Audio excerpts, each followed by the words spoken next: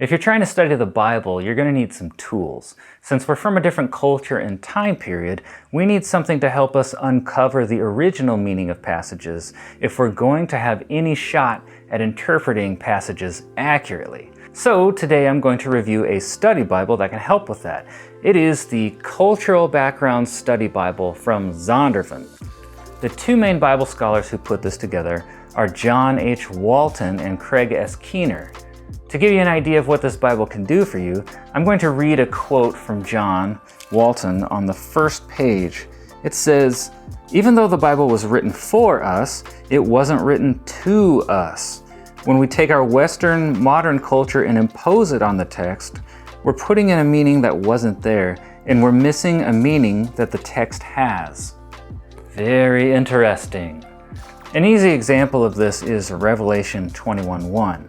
Which says that on the new earth there will be no more sea. It reads to us like Revelation is saying, well, there's not going to be any more oceans or beaches on the new earth. But in the footnote in this Bible, it says the sea was a metaphor, an ancient metaphor for chaos and evil.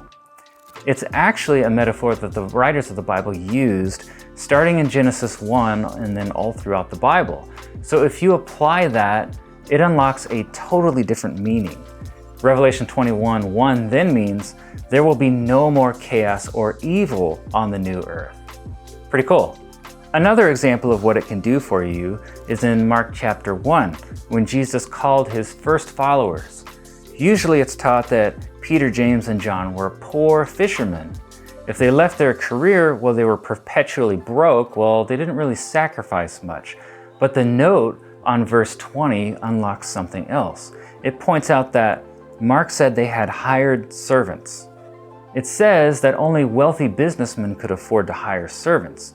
So they were probably pretty well off. Not elite, but they had good money. James and John probably would have been in line to inherit the family fishing business. So that changes the story quite a bit.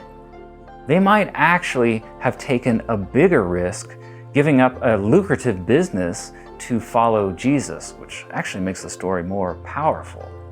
Another example, Leviticus 19. It has a bunch of confusing laws, but we're not given the context. For instance, why are people not allowed to round the hair off of their temples and mar the edges of their beard? Although I don't know why you would want to mar the edge of your beard, because it means deface or mess up. If you think about it, we're actually missing some of the story there, some of the context for those verses. There was some reason these things were banned that isn't explicitly stated in our Bibles. Everybody living in that time period probably knew what these verses were referring to, but we don't because we're from a different culture. This study Bible will help fill in the blanks. It will tell you that many of these prohibitions in Leviticus were associated with mourning rites and the worship of other gods. This one in particular may have been associated with the worship of Baal. So once you know the full context, you will have the missing information to interpret the passage. Interestingly, that is the same passage that supposedly bans tattoos, and there's a note there on that as well. There are all kinds of helpful tables and illustrations, like when the Bible is talking about money in the form of a talent. Well, what's a talent? Like, how much is that to us? Luckily, there is a conversion table in this Bible for us. What about the downsides? This Bible is great, but there are some places where it is in disagreement with some of my other Bibles and commentaries. That really shouldn't be a surprise if you've been reading multiple Bibles or commentaries. But you'll probably want to get a second source and don't just read this one Bible and take its word for it, because I found that scholars are not always in agreement on things. You'll want a wider view. Weigh it for yourself, get a second source. There are one or two subjects that I noticed that this Bible is just a little bit inconsistent on. My understanding is that John Walton doesn't believe in Satan or evil spirits. Instead, his interpretation is they're a pre-scientific understanding for why the world contains evil.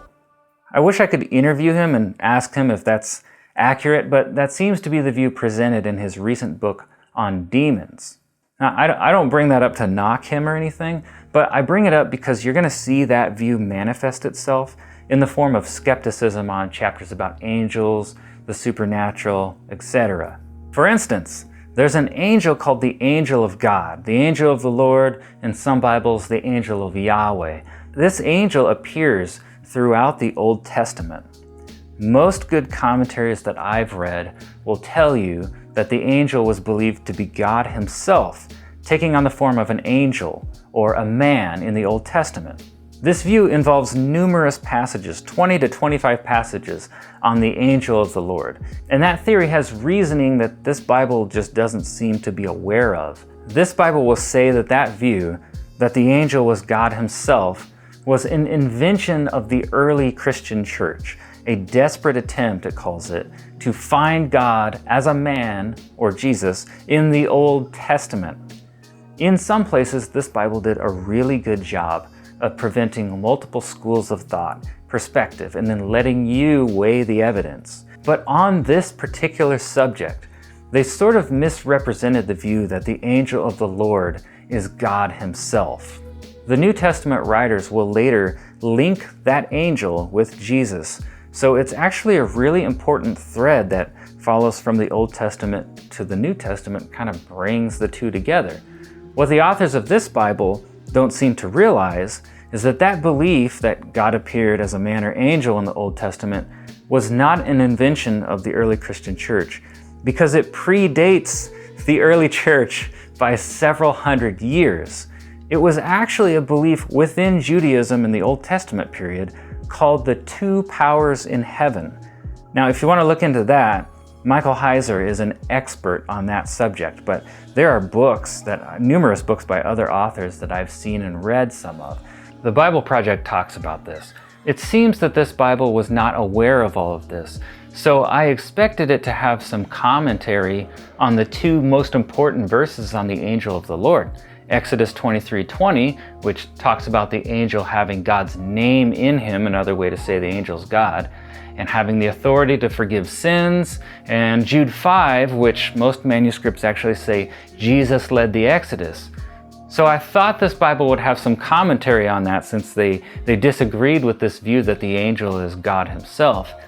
But when I got to those verses, there was no commentary there, and I thought, oh man, how could you leave these verses out? They're such a big deal. So the takeaway, this is a great Bible, but I recommend having another Bible or two or some commentaries alongside this one.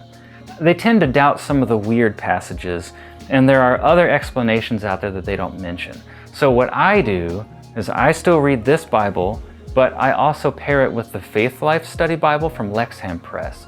And I think the two together make a really good combo. The Faith Life Study Bible will fully explain the counter view on the angel of the Lord and any other places that this Bible maybe doesn't fully explain another view. And the Faith Life Bible also contains a lot of good cultural context and illustrations, so maybe I'll review that one sometime. But between the two, you'll get a really good foundation for interpretation, and you'll get inside the mindset of a biblical person. Another downside, it only comes in 3 translations so far. I really wanted an ESV, English Standard Version, but it only comes in the NRSV, New King James Version, and the New International Version. So I personally recommend the NRSV. I don't really like the NIV for study purposes because I think they obscure some things in the translation process, and that's nothing major. It's not a big deal. You'll still get the overall story. It's not going to steer you wrong on Jesus or anything. But for me, when I'm trying to do more detailed study, I want a translation that's closer to the original Hebrew and Greek. This Bible has some really useful study tools in it. There's a key terms section, so you can look up terms you might not be familiar with, like Gentile or Gnosticism or the Essenes or other things. It contains 10,000 study notes, like notes, illustrations, or maps. There's a Hebrew to English translation chart at the beginning that explains some words that may have been mistranslated, or there's not a fully equivalent English word, like sin offering in Leviticus. It's not the first place I've heard that either, That's not really the best way to translate the Hebrew. Michael Heiser suggests that it should be more like decontamination offering, and that's very similar to what this Bible recommends. So that table's really cool and interesting. Another great example is the Hebrew word for create from Genesis 1 verse 1, which they suggest means more like naming something or giving it a purpose or a role than actually creating.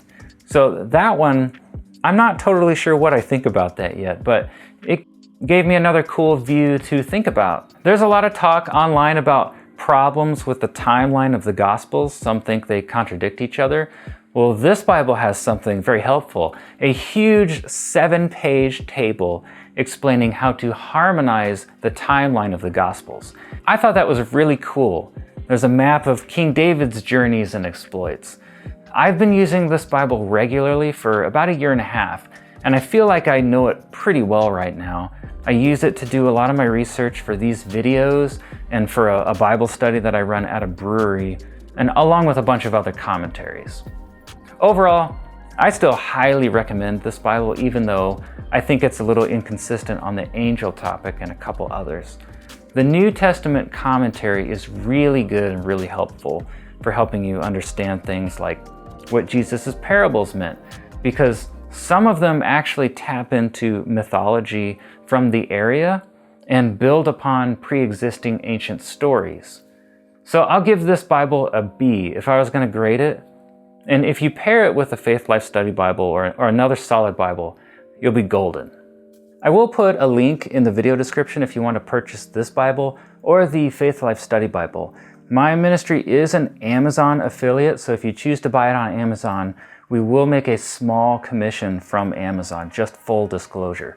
So I hope you found this helpful. If you buy it, I would love to know what you think of it, or if you have any other great study Bibles I should check out. I'm always looking for more good places to look for study material and perspectives.